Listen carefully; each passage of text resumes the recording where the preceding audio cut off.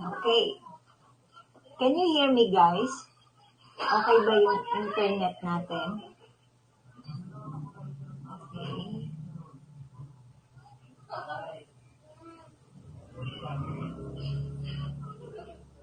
Hi, good afternoon. Yan. So, we have Miss Des. Ayan, si Gladys, si Leila. Okay, can you hear me clearly? Miss Leila, paki-comment po. Kasi pa iba yung feedback na yan. Okay, thank you. Okay, so kahapon, wala tayong FPS. So, na-move siya ngayon, no? So, naging, na siya, Saturday Praise Story. Okay. Ayan. So, for those who are watching, no, kindly comment na lang, #TeamLive for our Saturday Praise Story. So, yung Friday natin, na-move siya ng Saturday. Kasi, yung guest po natin ay available po siya today. Okay. So, sa mga wala pa dito sa loob, no, habulan po kayo. Or if you know someone na gustong manood, kindly tag them. Okay? Para pakinggan natin ang another inspiring story. Okay. So, ayan. So, weekend na weekend, andito po tayo ngayon. Okay. So, sa likod ko, masyadong busy kasi andito yung mga pamangkin ko. So, ganun talaga pag weekend. Okay. Ayan. So, hindi na po natin patagalin. Okay, guys. Ayan. Okay. So, our guest for this afternoon is a CPA for more than 5 years already. Okay, matagal na pala, no? So, before achieving his license, he started from a humble beginning as a waiter at a well-known hotel in General Santos City. Oh, so taga-Jensen po pala si Sir Edgar. Ayan. Became a sales staff custodian at a leading fashion retailer in the Philippines, and later on, pursued his bachelor's in accountancy after 3 years of service in the latter company. So it seems ironic that this accountant was once afraid of dealing with numbers. Currently, he is an accountant, okay, job order post. Parang pareho din pala tayong experience nito dati, no? In a government agency while hustling at night for his bookkeeping business. Wow, okay. So, he humbly believes he has the heart of a medical doctor and the analytical thinking mind of an accountant. So, let's learn more about his inspiring journey in today's Saturday Praise Story. Ayan, kasi hindi na tayo Friday ngayon, no? So, it's Saturday Praise Story. Okay, guys, let's welcome Edgar Morales. Ayan. Ayan, magandang hapon po, Coach. Good afternoon, everyone. And nasa live stream sa Facebook. Good afternoon po sa inyo. Parang ako ata nagbago ng Friday Praise Story. Saturday Praise Story na. Pasensya na po. Available, di ba? Yes po. Hindi po pwede sa government. Opo. Saan po location ni Edgar? I'm currently in Panabo City po. Opo. Ito So, yung site naman ng office is Tagum City po. So, basically, taga Davao ka talaga. So, I'm from Jensen po. Tupong Jensen po ako. So, nag-start kasi nung lumipat na ako nung nag-review po ng para sa board, and then later on naghanap ng job sa Davao, then later on nakahanap naman ako ng post dito sa Tagum City po. I see. I think kababayan po tayo from General Santos City po. Okay. So dahil na-mention na po ni Edgar, no? Yung kanyang short story. Okay, Edgar, can you tell us your backstory before you started your freelancing career? Okay. Quick, short about my freelancing journey. Before kasi I was in a BPO company, and then assistant team leader ako doon. And then during that time, I think mga summer yun siya. So, naghahanap ako ng other source of income. Kasi nga, di ba, during that time, takot tayo ma-lay off kasi because of the heat of pandemic. And then, financial struggle din yung mga company, hindi lang yung company namin, tapos iba. So, hanap ako ng mga other side hustle na pwedeng maging support sa financial ko.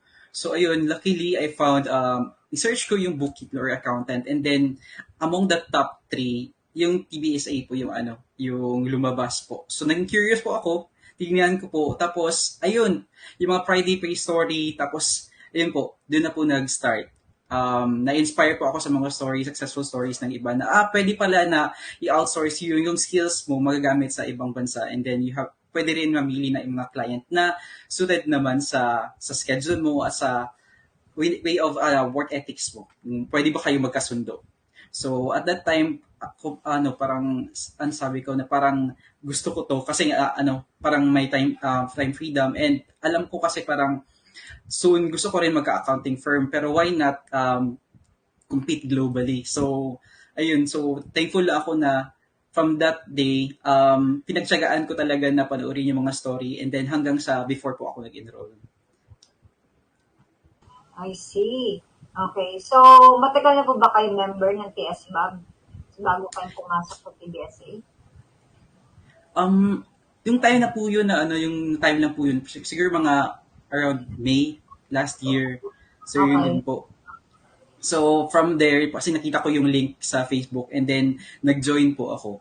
So nakita Ah, ko yung mga and then nag-explore po ako sa Facebook kung ano yung mga, paano ba maging virtual accountant at saka maging bookkeeper, at saka ano yung mga kayang i-offer ng service. Tapos ano yung kailangan ko gawin. At saka during that time, kasi nalilito ako kung saan ako magsisimula. Buti na lang sa TBSA, may system siya. Tapos ito yung mga step by step para hindi ka malito. And then, you can track your progress during that time. Yun po. ayun. Okay.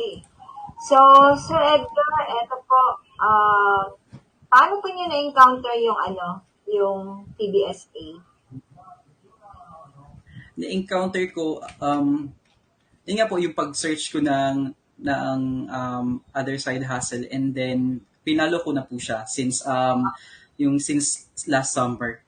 Mhm. Hanggang sa yung mga videos pinapanood ko na everyday. Although during that time wala pa akong gamit talaga, walang internet. I only have mobile phone, and then old pa siya na mobile phone, and then pinapatuod ko lang pag may free time ako. It's either, ang maalala ko pinapanood ko siya kapag nasa jeep para kung yung office. So, binabudget ko yung time ko na at least meron akong nagagawa para may progress during the day, para hindi most of the time sa work lang ako na nakafocus. So, kasi kailangan ko din talaga na ma-learn pa yung paano maging virtual accountant.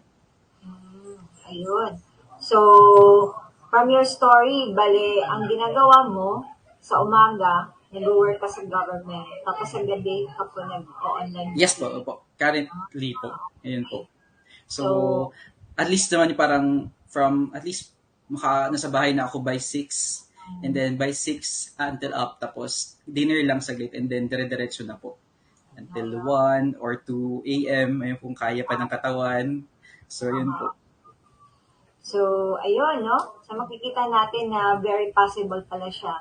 Okay? Na nasa day work ka, and then after cut off ng 5, pag-uwi sa bahay, ayan nga, kain, and then continue ng pag-work, no? For the clients. Okay. So, yung client mo ba, Edgar, flexible ba siya? Or Actually, nire-require ka ba na may time tracker? Actually, napakaswerte ko po kasi yung client ko, hindi po siya yung parang very parang kailangan strict in terms of time as long as magbibigay mo ng output. And then, through Slack, nag-communicate po kami. So, ayun. So, maganda talaga siya compare sa the usual na day job mo. Kasi nga parang fix yung hour mo, and then kailangan nasa site ka. Pero dito, anytime, at saka yung flexibility na as long as ang point lang talaga is kaya mong ma-deliver yung mga yung parang reports yung kailangan niya, okay na siya. And then, ayun po, maganda talaga na may flexible ka at hawak mo yung time mo. Ayun. Actually, during lunchtime din, pag may Ah, lunchtime ako, ginagawa ah, ko din, inaayos ko din, kasi nga parang binabudget ko yung time ko para hindi ako guilty na wala ako masyadong ginagawa, or yeah, okay. ayun, so, ayun po. Nahanapan ng paraan. Yes, gano'n. Kung gusto talaga, may paraan. Kung ayaw naman, maraming dahilan. Yun. Okay. Ayan. Just a quick So, lunch lang sa mga 10 minutes, then I'm good to go, and ayan. okay. So, sa Ayan po. ngayon po, Edgar, ilan po yung clients niyo? luckily, first client ko po siya. Actually, very thankful ako kasi e-commerce siya. Pero,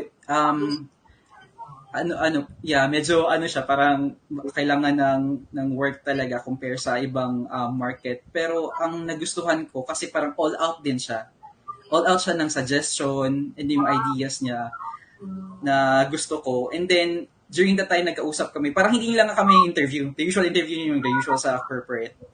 Kasi parang nagkwentuhan lang kami. Ito yung gusto niya, ito yung nagproblema niya, ito yung kaya kong ibigay, binibigyan ko siya ng idea. And then, siguro nakakuha po ako ng talaga sa kanya, yung parang nakapag-convince ako sa kanya. Kasi nga, aside from the bookkeeping, kaya ko po yung i-provide yung other services like process mapping, internal controls, creating dashboard, creating financial analysis, forecast, ganun po. So aside sa the usual, gusto ko mag-step up kasi siguro yun yung mindset ko lagi. Dapat mayroon akong unique compare sa the usual na ginagawa ko para ma-deliver ko yung services. Para makita niya din at saka during time kasi sa pag-usap namin, ang nagustuhan niya is if you're really willing to help the client, definitely makukuha mo yung puso niya.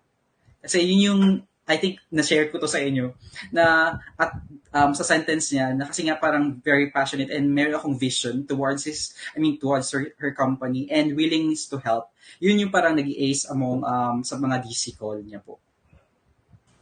Ayun. Okay. Kasi makikita naman talaga yan na if you have that heart and willingness to help your client, yan, makikita yan siya sa action, okay?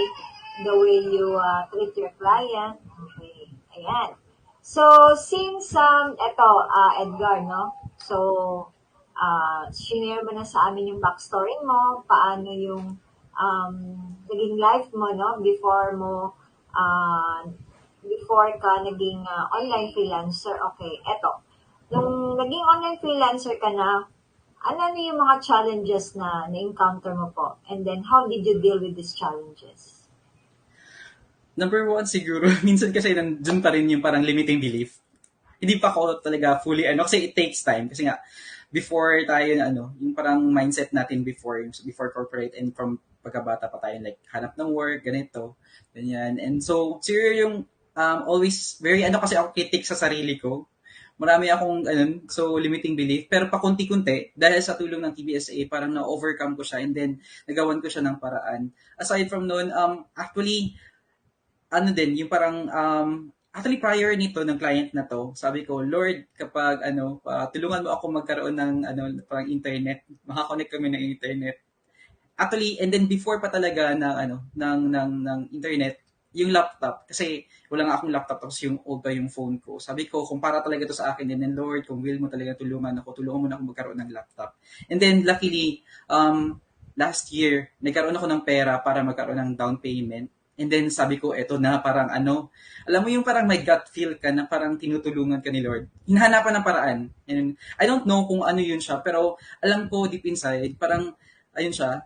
And then, siguro sa mga struggles ko din, syempre, time management, minsan yung katawan natin napapagod din. Di naman kasi ibig sabihin sa government ka, patiks-patiks ka na. Mas lalo ka mag-perform kasi yung sweldo mo is galing sa taong bayan. So, mahihiya ka na mag-perform. Tapos, syempre, accountant ka, mataas din ang expectation kasi parang alam mo lahat, kaya mo lahat.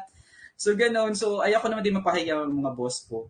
So, yun siya. So, pinamanage ko yun siguro, yung lalo sa health, yung sa health. Tapos, yung sa ng client na kasi minsan at some point struggles ko akala ko hindi ko na ako magka-client tapos mag-end na lang yung yung membership ko pero tininig talaga ng Lord as in sobra kasi parang Lord kung tulungan mo naman ako na before kasi pray ko talaga na if ever na magka-client ako i-secure ko talaga yung membership ko kasi ayaw ko pa umalis kasi parang and then yung community.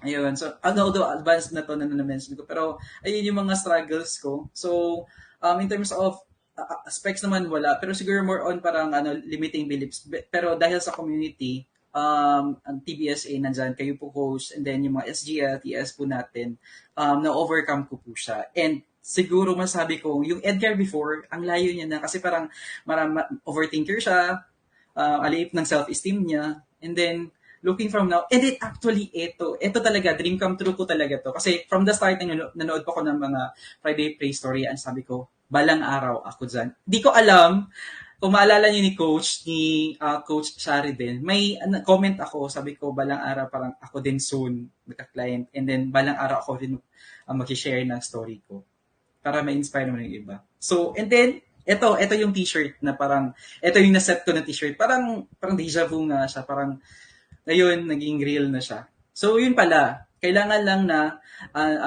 parang, meron ka parang vision, and then you take action, definitely makakuha mo yung gusto mo. Ayun. So, kiniklaim na pala dati, no? Na ikaw Yes, yung Coach. guest ng Friday Pray Story. Ayan. Yes, O, yan.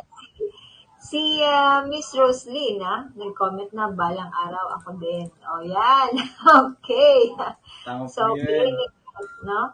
So, yun nga, masasabi talaga natin na very powerful ang words. Okay? So, if we want na something positive na mangyari sa life natin, so better we mention, no? Yung mga positive and inspiring words, no?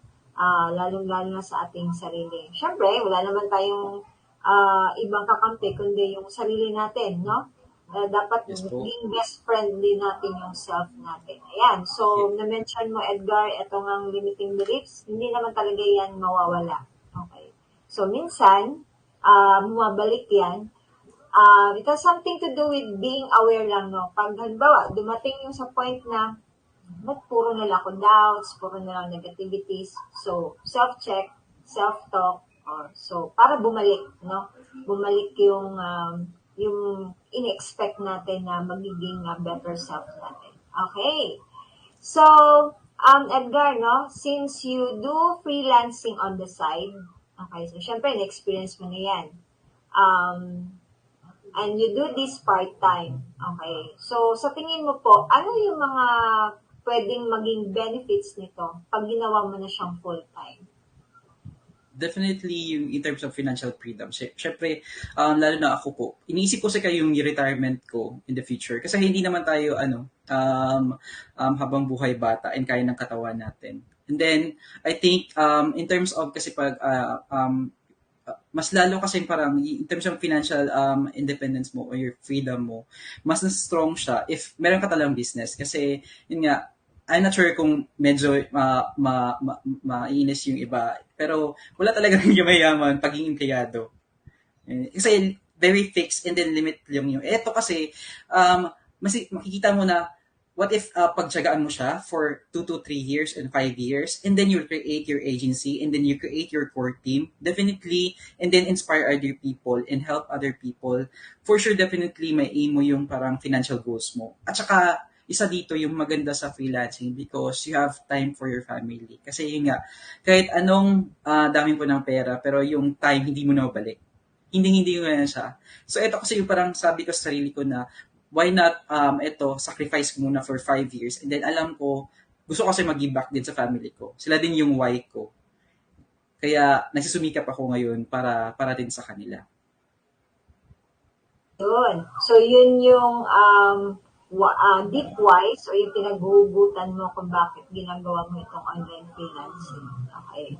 So, before we proceed with our next question, ayan, magbabasa lang tayo ng comments. Wow, go, Sir Edgar. Okay, subgroup dynamics. Ayan. Ito, coming from Roslyn. Groupmates namin yan. So, proud of you, Sir Edgar J. Morales. Ayan. Okay. So, marami ka na palang fans dito, Sir Ed. Okay.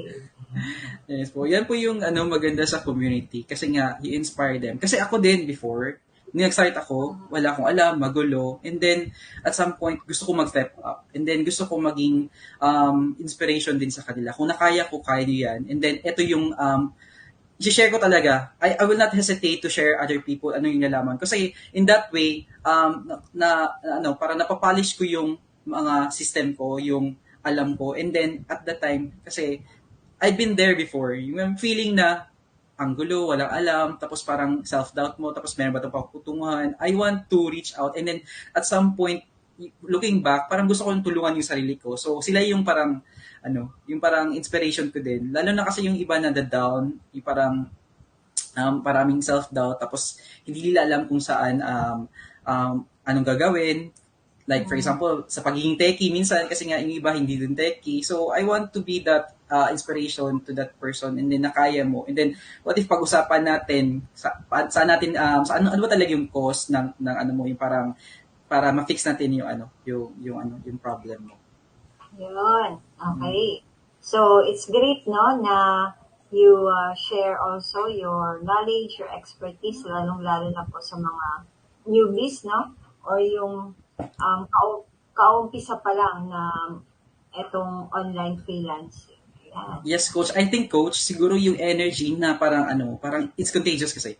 I really believe in Mm. that. Kasi pag the more you, ano, yung parang bigay yung energy, and then genuine, and then you share a lot of stuff, for Yes. sure, the universe, or at some point, God will really help you to, kasi nga alam niya na tutulungan mo ibang tao. Kasi yung, hindi na center about sa'yo eh. It's about making people inspire and be equipped, and then somehow magkaroon sila ng tiwala sa sarili mo.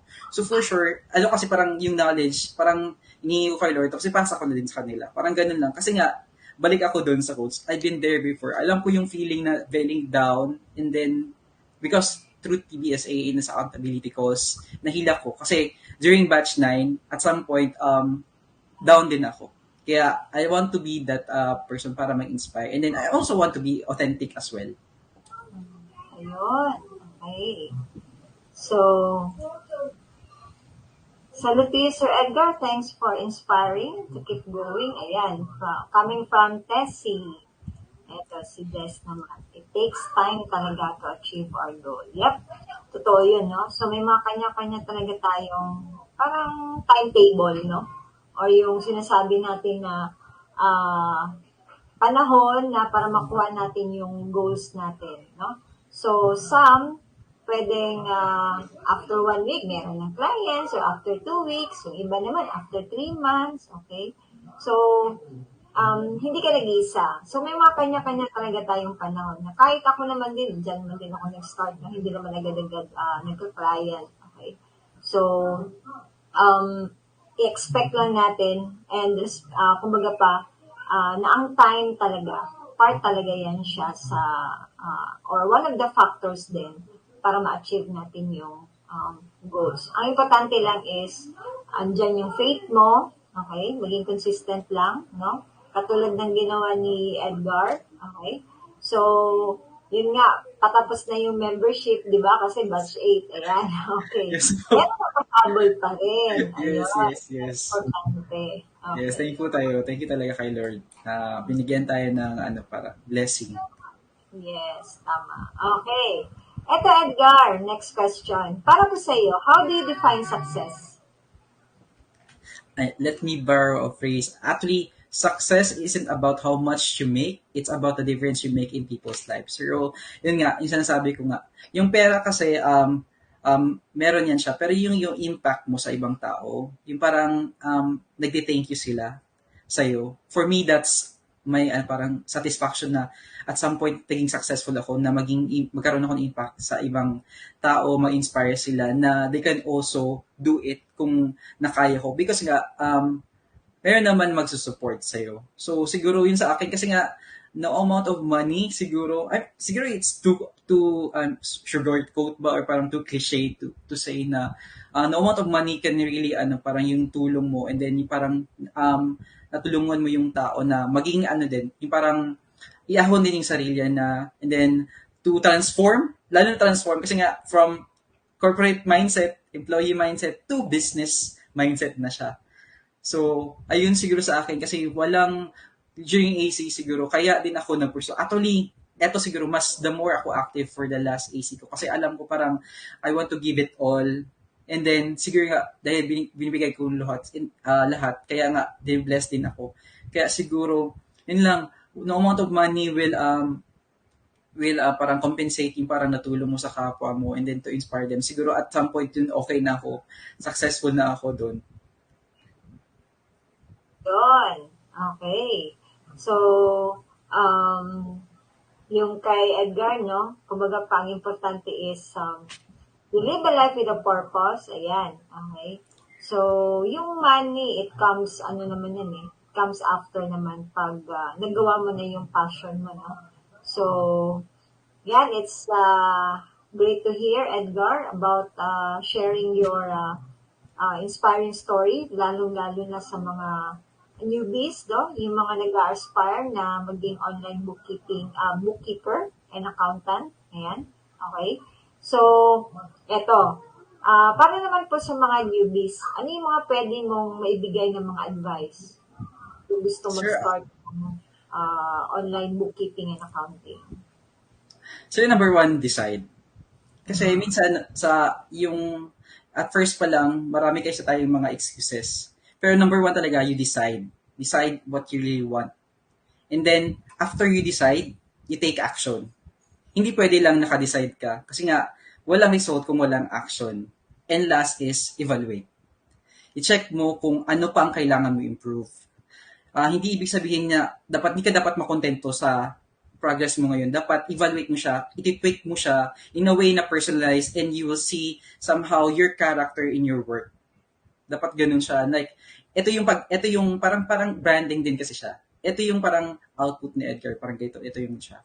Sa mga beginner, parang nagsi-self-doubt kayo, marami na kayo nagsisend na kayo proposal, parang sa pakiramdam nyo parang walang nangyari. Hold on to that dream kasi nga, the more you quit, wala talaga mangyayari. Kasi pag nag-quit ka, wala kang progress. Small progress is still progress. Alam nyo ba, every day before, ako nag-send ako ng 10 proposals, 10, pero walang parang hindi naman sa binuboost ko yung sarili ko. Sabi ko, CPA naman ako, ba't hindi ako pinapansin? Ito, may mga skills naman ako. Tingnan mo din, baka may mali din. It's either, saka, baka hindi lang kasi compatible. Ito yung hinahanap niya. And then, don't take it personal. Kasi, yun nga, there are also clients na iba talaga yung specific, may nahanap din sila. So, hold on to your dream. Always attend AC, please lang. And then, shout out kasi kay TL, Karen May, Gatche. Kasi kung hindi niya ako message, may time kasi na during batch 9, wala na ako, parang wala naman akong nangyayari, parang gano'n. Pero because of the community and kay TL, hi TL Karen, nandiyan nga tas TL Karen. Kung hindi dahil sa kanya, I mean, malaki talaga yung utang na loob ko sa kanya. Hindi dahil sa kanya, hindi ako makabawi. Saka, be proactive. Huwag masyadong parang gagawin mo lang to because sinabihan ka na ito yung gawin mo, sabi ni Ko, sabi ni TL. Be proactive. Give your all. Ito na yun. What is 2 years, 3 years na paghihirap or 5 years para ma-establish yung agency mo to a lifetime career and parang financial freedom. So, wag na tayong maging employee mindset or corporate mindset. Be an entrepreneur. I-shift mo na. Alam ko mahirap, pero kung nakaya ko, ako mismo na overthinker, kasi nga as part na siguro pagiging CPA na parang critical, parang very critic sa sarili ha, what I mean is, kung nakaya ko, mas lalo na nakaya nyo. And then, take a rest kung kailangan nyo din pakinggan yung katawan nyo, but never quit. Small progress is still progress. Alam ko, paulit-ulit na yan, pero alam ko may impact pa rin siya. At saka ito yung time up focus mo. Sinasabi mo overwhelmed ka, wala kang time management. Focus, what really matters. Ganito ka lang sa out of 5, ano pa talaga yung gusto mo? Decide nga, balik tayo sa decide. Ano yung pinaka gusto mo? Of all things na gusto mo, para ma-set mo yung priority mo. And then, pag nagawa mo na yun, take ka sa another task na naman. Pakunti-kunti. Hindi ka nag-iisa. If you're down, please message me. Let's have a talk. Ayun, okay. Ang galing naman, no? Ng last message. Okay. So, kung sino daw yung may mga concern, no? Kung paano makapag-start itong online bookkeeping, i-message lang po daw si Edgar. Ayan, okay. Living testimony yan, no? Na nag-work, okay, sa government. But, kung isipin mo, ginagawa mo itong online freelancing on the side, no? So, it's great kasi nakapag-start ka na, Edgar, and from there, alam ko na maging tuloy-tuloy na yan, okay? Ganun talaga yan, no? Pag first client kasi, malaking challenge yun siya sa freelancer. Pero pag once na makuha mo na yun, ayan, sunod-sunod na, okay? So, tandaan lang po natin, always check yung mindset. Ayan, so, yung limiting beliefs, kumbaga pa dapat kaibigan natin yung sarili natin. So, iwasan natin yung mga negativities. Ayan. So, na-mention din ni Edgar, no? Lalong-lalo na sa nasa PBSA na dapat maging active sa mga accountability calls kasi hindi talaga yun maiiwasan na may mga times na tatama rin tayo or madi-discourage tayo, okay? Or nagda-doubt tayo. Pero pag narinig na natin yung mga stories nila, okay, paano nila nawin yung client, so makakatulong yun para ma-inspire ulit tayo at ma-motivate tayo. Tsaka wag lang din tayo mag-stick more on sa motivation. So, it's more on taking Take action action. talaga. Sabi Yes, nga po tama is, yan. I'm an action taker, I'm taking a step forward. Now na. Hindi Ayun. bukas, now na. Oh, now Now na na. talaga. Okay. So, sa mga nag-aspire, now na. Okay? So, we have free resources naman na inside sa TSBAB. So, you can get naman for free. And you can also watch the YouTube videos sa ating YouTube channels, no? Like, itong Friday Praise Story, no? Maging part po yan sa routine natin, yung manood tayo at makinig tayo. Kasi, sometimes kasi tayo, we borrow stories from others para ma-inspire tayo. Okay? We also need that para tuloy-tuloy yung ating online freelancing. So, kung nakaya po ni Sir Edgar etong online freelancing, kahit meron po siyang work, makakaya din ninyo yan. Okay? Kasi dyan lang din ako nag-umpisa. Okay? So, katulad ni Edgar, yan din ang ginawa ko. Pinagsabay yung work and then yung online freelancing. Okay? So, minamanage lang yung time. No? So, ayan, shout out pala, no? Kay Miss Karen. Ayan. Team leader ni, yung kagrupo pala ni Edgar. Okay. Eto, from Melona. Okay, congrats Sir Edgar. Deserve na deserve po. Proud batchmate. Ayan. Okay. Ayan. Si TL Karen and SGL Melona, sila rin po yung inspiration ko. Kasi lalo na nagka-client sila. Gusto ko din na magka-client din ako. And then, sinasabi nga nila before na wag mo din i-compare yung sarili mo. Wag kang maging hard sa sarili mo. Yung iba kasi yung progress eh. Siguro it's about timing din minsan. So, focus on your journey. And then, tulad nga, sabi nga dito ni TL Karen, alam nyo, di ba, lalo sa nag-jeep, di ba, pag may jeep, di ba kapag hindi tayo nagsa-stop, I mean, pag puno na ang jeep, and then alam natin uuwi tayo ng bahay, di ba, hinihintay natin yung isang another jeep na naman. Kasi nga, yung goal natin is uwi ng bahay. Sana ganun din kayo sa buhay. Huwag kayong magsa-stop kasi nga, meron pang darating at darating na jeep para sa inyo. It takes time, siguro after 30 minutes, after 10 minutes, or after few months, parang ganun siya. Pero sana, tulad ng pag-aabang natin ng isang jeep, sana maganon din tayo sa life, sa buhay natin. We'll consider na ano yung goal natin, and then, sakay tayo sa next na jeep. Kung hindi man pwede yung next na jeep. Okay? Kasi nga, ayan yung story ko sa kay TL Karen. Yun nga, at saka parang yung AC, naging light siya at so naging sanctuary siya. Dun kasi, pwede ka maging authentic, maging sanctuary mo siya.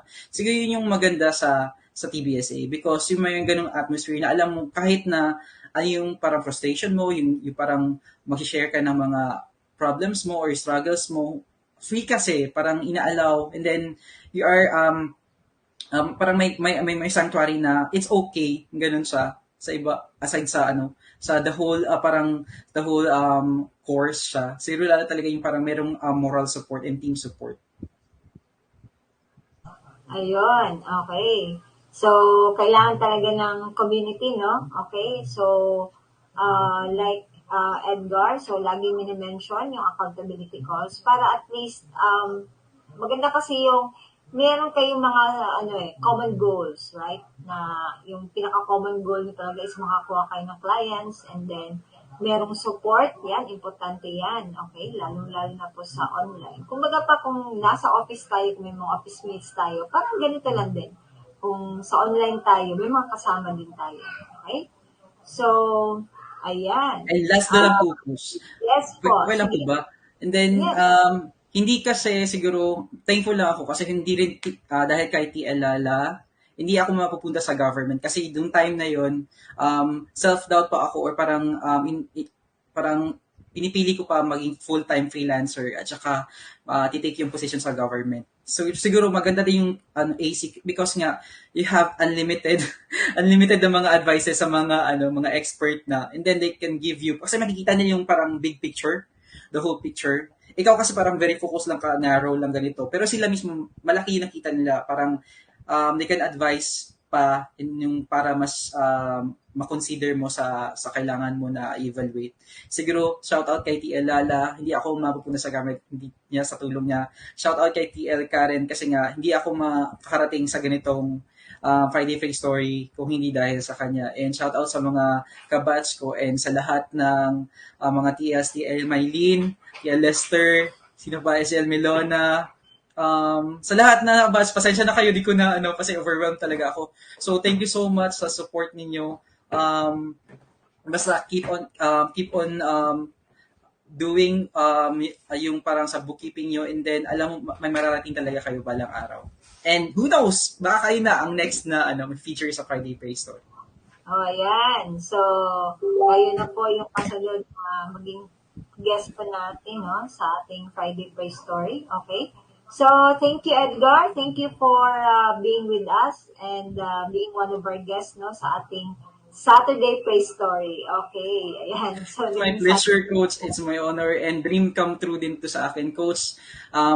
Maraming salamat sa inyo ni Coach Afi kasi nga hindi ko maabot siguro kung hindi ako napadpad sa YouTube nyo, hindi ako napunta sa mga course. More than anything else, walang halong biro or walang halong sugar coat. Thank you so much, Coach. I mean, it's a life transforming for me. Alam kong ang haba pa ng journey ko, pero dito pa lang maraming salamat po sa opportunity. Yan. Okay. So, syempre, kayo din yung inspiration namin, no? Para maipatuloy natin itong mission natin na matulungan din yung mga aspirants din, no? Na gusto nila na mag-work at home para makasama nila yung family. Yan. Okay. So, like kay Sir Edgar, no? Yung very purpose na para makasama mo rin ang family mo. So, syempre, sa mga nanonood ngayon, isa din yan sa kanilang tinatarget, no? Na you work at your convenience, okay, lalong-lalo na pag flexi ang time, and then pag gusto na mamasyal kayo na magpamilya, so magkasama kayo, di ba? So, maganda. At saka, ito kasi you have the power to choose your client. Not in the usual work, di ba, na, ikaw na talagang pipili. Minsan nga parang, at ngayon nga ako, parang gusto pang dagdagan, nakaka-addict din mag-add ng client. Pero, I'm taking a small step kasi baka ma-overwhelmed din. Pero yun nga, pag may client ka na, parang gusto mo pa ng isa pa. Tama. Okay. So, kung paghandaan lang, ganun talaga yan. Yes, So, before we go for full-time, yan, paghandaan natin, let's say, yung mga emergency funds, yan, importante yan. Siyempre, kung palapit ka na sa resignation mo, bilisan mo, kukuha ka ng 2 additional projects para pag full-time mo na, ayan, meron ka na additional na client. Okay? So, happy for you, Edgar, okay, sa success mo po. Okay? So, we're praying na together with Miss Shari na marami pa po kayong makukuhang clients in the future. And continue din po na ma-share yung knowledge. Kung meron tayong may tulong, no? Lalo-lalo na sa ating group, ayan, or sa mga nag-aspire na i-undergo itong online freelancing, okay? So, ipagpatuloy lang po natin para makatulong lang po tayo. Okay. So, actually, very blessed din tayo, no, as Pinoys kasi ang mga foreigners, they always go for Filipino freelancers kasi yun nga, maganda yung training when it comes to bookkeeping and accounting. Ayan. Okay? So, unlike, yun, i-compare sa iba. Okay? So, yun yung panghawakan natin. Okay? Yes. So, ayan. Okay. Yes. So, Yun nga, galingan natin kasi yung we represent a Filipino community sa ano, and then kapag maging opportunity din kasi siya sa mga newcomers eh. So let's give them an impression na kapag Pinoy masipag, hardworking, and then yung output is best talaga. Ganun siya. Para ito yun kung pwede natin ma-recommend din sa iba nating mga, pag hindi natin kaya, for example, full na tayo ng client, ma-recommend natin sa mga kapwa Pinoy natin para sila din magkaroon ng maraming client. So, Ayun. maging blessing tayo sa kapwa natin. Yes. Ayan. Okay. So, thank you, Edgar. Thank you po sa pag-guest dito sa ating Saturday Praise Story. Okay? So, guys, another inspiring story na naman for next week. So, abangan po natin yan. Okay? And I hope ma-enjoy ninyo itong weekend, no? Kahit paano, di ba? Kahit Sabado, at least na-inspired pa rin tayo. Okay. Anyway, para po dito sa mga nanood na PBSA, so don't forget we have our live coaching later at 7 p.m. No? Para sa ating week 8 session. Okay. So, thank you, Edgar. Thank you, Thank you so guys. much, Coach. Thank you so much, everyone. Yes. Have a great weekend. Enjoy po. Keep safe po. Okay.